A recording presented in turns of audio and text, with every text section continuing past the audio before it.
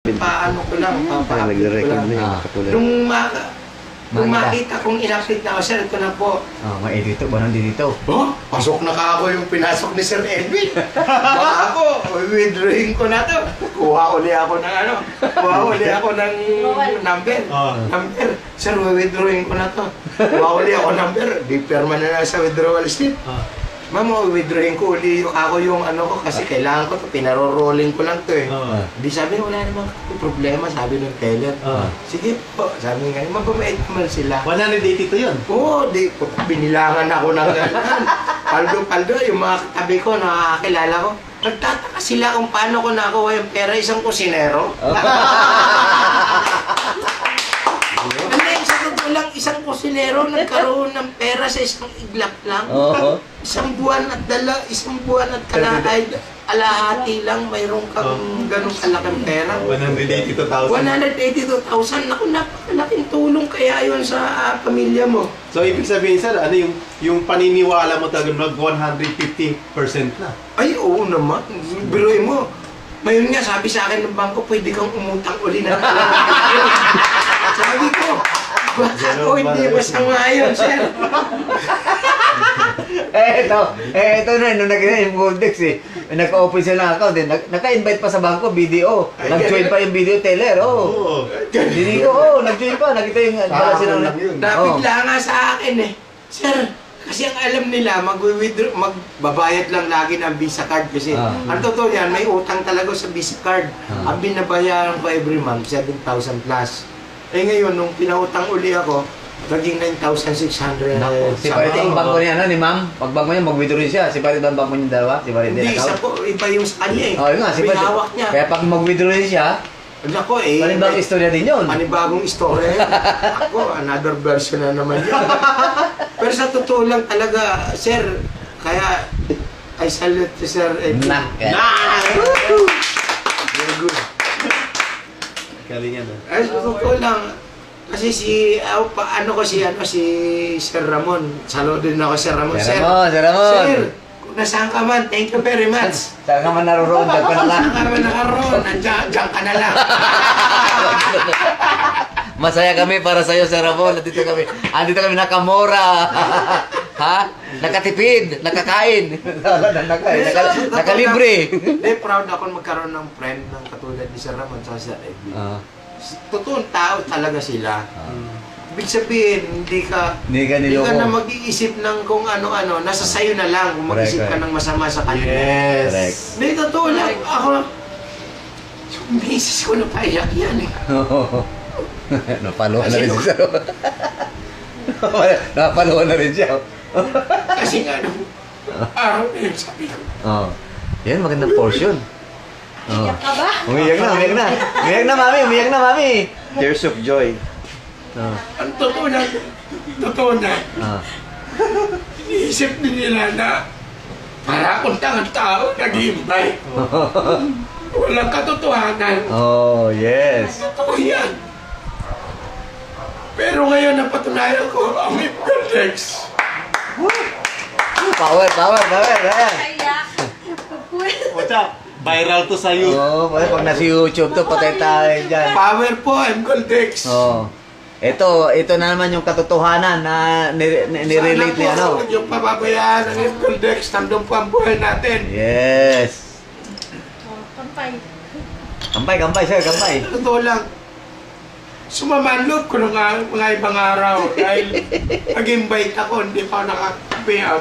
Wala ka pa naman kang pruebe. Yun, ganun din sa akin. Okay lang ka ako, sige, okay lang.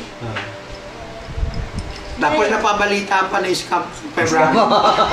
Tinamaan tayo doon. Timing! Tinamaan tayo doon. Ako tinamaan ko. Sabay kami. Oo, tinamaan ako no. Channel 7, Channel 2. Linggo ng matay ang linggo. Alam mo, may pinersonal pa ako ng isang tao sa palengke. Pinuntahan na ako, di pa nakapagbukas. Sir, scam pala yung mo inaalok mo sa akin. Insulto marami. Hindi ako nakakibo. Alam mo bakit ako nakakibo?